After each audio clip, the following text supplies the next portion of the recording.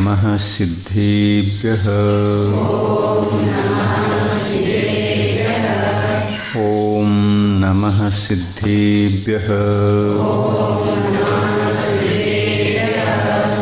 ನಮೋ ಅರಿಹಂತಾಣಂ ನಮೋ ಸಿದ್ಧಾಣಂ ನಮೋ ಆಯಿರ್ಯಾಣಂ ನಮೋ ಉವಜ್ಜಾಯಾಣಂ ನಮೋ ಲೋಯೇ ಸೌವಸಾಹೂಣಂ ಏಸೋ ಪಂಚನಮೋ ಯಾರೋ ಸೌವ ಪಾವಪಣಾಸನೋ ಮಂಗಲಾನಂ ಚ ಸವ್ವೇಶಿಂ ಪಢಮಂ ಹವೈ ಮಂಗಲಂ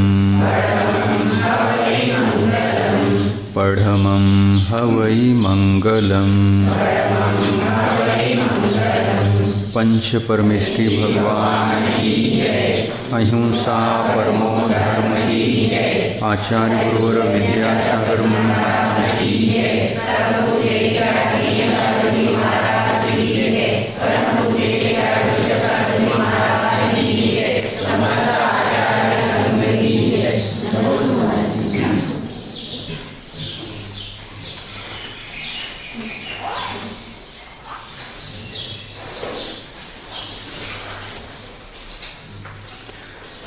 ಜ್ಞಾನ ಮಾರ್ಗಣಿಯಲ್ಲಿ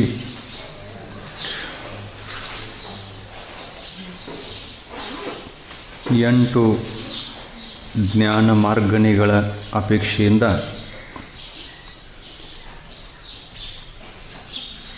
ಆ 8 ಸ್ಥಾನಗಳಲ್ಲಿ ಇರುವಂತಹ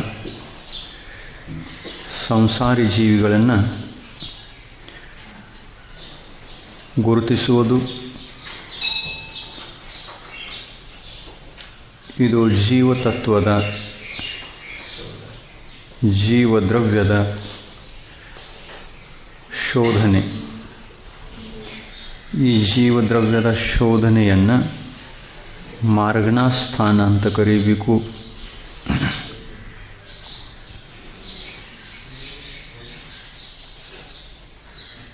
ಮಾರ್ಗಣಾಸ್ಥಾನಗಳು ಯಾರಿಗೆ ಇರುವುದಿಲ್ಲವೋ ಅವರನ್ನು ಮುಕ್ತಾತ್ಮ ಅಂತ ಕರೀಬೇಕು. ಮುಕ್ತಾತ್ಮರಿಗೆ ಯಾವುದೇ ಪ್ರಕಾರದ ಮಾರ್ಗಣಾಸ್ಥಾನ ಅಥವಾ ಗುಣಸ್ಥಾನ ಅನ್ನುವಂಥ ಈ ಸ್ಥಾನಗಳು ಇರುವುದಿಲ್ಲ.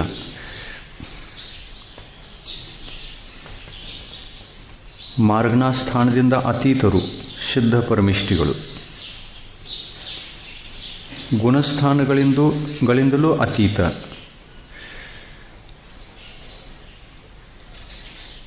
ಸ್ಥಾನ ಅಂದರೆ ಸಂಸಾರ, ಸ್ಥಾನಾತೀತ ಅಂತಂದರೆ ಸ್ವತಂತ್ರ ಆತ್ಮ, ಮುಕ್ತಾತ್ಮ. ಸ್ಥಾನ ಅಂತಂದರೆ ಮೆಟ್ಟಲುಗಳು, ಸ್ಥಾನ ಅಂತಂದರೆ ಏರುವಂತಹ, ಮೇಲಿನ ಏರುವಂತಹ ವಿಶುದ್ಧ ಆತ್ಮಿಕ, ವಿಶುದ್ಧವಾಗಿರ್ತಕ್ಕಂತಹ ಆತ್ಮನ ಅವಸ್ಥೆಗಳು, ಪರ್ಯಾಯಗಳು. ಈ ಅವಸ್ಥೆಗಳನ್ನು ನಾವು ಪಾರ ಮಾಡ್ತಾ ಪರಮಾತ್ಮನ ಅವಸ್ಥೆಯನ್ನು ಹೊಂದುತ್ತೇವೆ. 8 ಪ್ರಕಾರದ ಜ್ಞಾನಗಳಲ್ಲಿಯ ಮೊದಲು ನಾವು ಮಿಥ್ಯಾ ಜ್ಞಾನವನ್ನು ತ್ಯಾಗ ಮಾಡಿ ಸಮ್ಯಕ್ ಜ್ಞಾನವನ್ನು ಸ್ವೀಕಾರ ಮಾಡ್ತೀವಿ. ಸಮ್ಯಕ್ ಜ್ಞಾನದಲ್ಲಿಯೂ ಕೂಡ ಮೊದಲಿನ 4 ಜ್ಞಾನಗಳನ್ನು ತ್ಯಾಗ ಮಾಡಿ ಒಂದು ಜ್ಞಾನವನ್ನು ಸ್ವೀಕಾರ ಮಾಡ್ತೀವಿ. ಅದು ಕೇವಲ ಜ್ಞಾನ. ಕೇವಲ ಜ್ಞಾನ ಕೊನೆಗೆ ಸ್ವೀಕಾರ ಮಾಡುವಂಥ ಜ್ಞಾನ.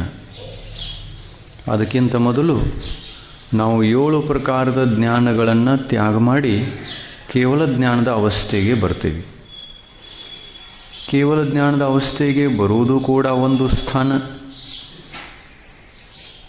ಒಂದೊಂದು ಕೆಳಗಿನ ಜ್ಞಾನಗಳನ್ನು ತ್ಯಾಗ ಮಾಡ್ತಾ ಮಾಡ್ತಾ ಮೇಲಕ್ಕೆ ಏರುವುದು ಕೂಡ ಇವು ಸ್ಥಾನಗಳು. ಇಂತಹ ಸ್ಥಾನಗಳನ್ನು ಪಾರು ಮಾಡುವುದೇ ಮಾರ್ಗಣ ಸ್ಥಾನ. ಈ ಮಾರ್ಗಣ ಸ್ಥಾನಗಳಲ್ಲಿ ಆತ್ಮ ಇದೆ, ಜೀವ ಇದೆ, ಪ್ರಾಣಗಳನ್ನು ಹೊಂದಿರತಕ್ಕಂತಹ ಚೇತನ ಅಸ್ತಿತ್ವ ಇದೆ. ಪ್ರಾಣಗಳನ್ನು ಹೊಂದಿರುವಂತಹ ಈ ಚೇತನ ಅಸ್ತಿತ್ವವೇ ಜಗತ್ತಿನಲ್ಲಿ ಎಲ್ಲಕ್ಕಿಂತ ಮಹತ್ವವಾದ ವಿಷಯ. ಯಾವುದಕ್ಕೆ ಮಹತ್ವವನ್ನು ನೀಡೋಣ? ಚೇತನ ದ್ರವ್ಯಕ್ಕೆ ಮಹತ್ವವನ್ನು ಕೊಡೋಣ ಅಥವಾ ಅಚೇತನ ದ್ರವ್ಯಕ್ಕೆ? ಚೇತನ ದ್ರವ್ಯಕ್ಕೆ ಜಾಸ್ತಿ ಮಹತ್ವ ಇದೆ. ಈ ಚೇತನ ದ್ರವ್ಯದ ಮಹತ್ವವನ್ನು ಅರಿಯದೆ ಜೀವ ಪುದ್ಗಲದ ಹಿಂದೆ ಬಿದ್ದು ಪುದ್ಗಲದಂತೆ ಜೀವಿಸುವ ಈ ಪದ್ಧತಿಯನ್ನು, ಚೇತನವಿದ್ದು ಅಚೇತನದಂತೆ ಜೀವಿಸುವ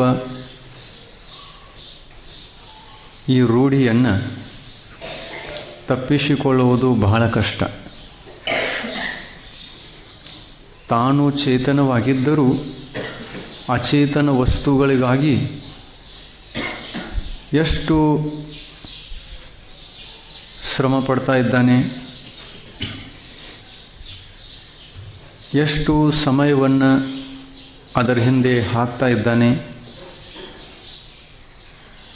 ತಾನು ಚೇತನ, ಆ ಚೇತನದ ಅಸ್ತಿತ್ವವನ್ನು ಅರಿತುಕೊಳ್ಳದೆ, ಅದನ್ನು ವಿಚಾರ ಮಾಡದೆ, ನನಗೆ ಅಚೇತನ ಬೇಕು, ಅಚೇತನ ವಸ್ತು ಬೇಕು, ಅಚೇತನ ವಸ್ತುಗಳ ಸಂಶೋಧನೆಯಲ್ಲಿ, ಅಚೇತನ ವಸ್ತುಗಳ ಪ್ರಾಪ್ತಿಯ ವಿಷಯದಲ್ಲಿ ಎಷ್ಟು ಸಮಯವನ್ನು ಹಾಕಿ ಹಾಳು ಮಾಡ್ತಾ ಇದ್ದಾನೆ. ಇದನ್ನು ನಾವು ವಿಚಾರ ಮಾಡಬೇಕು, ಮಾಡಬಾರ್ದು?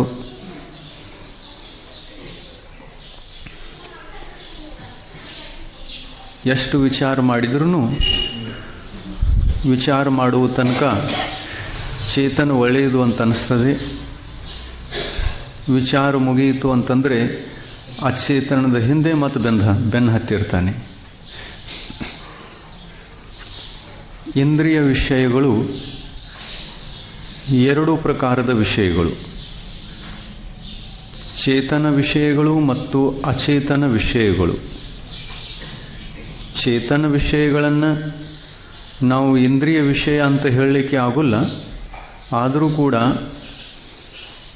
ಚೇತನ ವಸ್ತುವಿನ ಬಗ್ಗೆ, ಚೇತನ ದ್ರವ್ಯದ ಬಗ್ಗೆ ಜೀವ ಮಾಡುವಂತಹ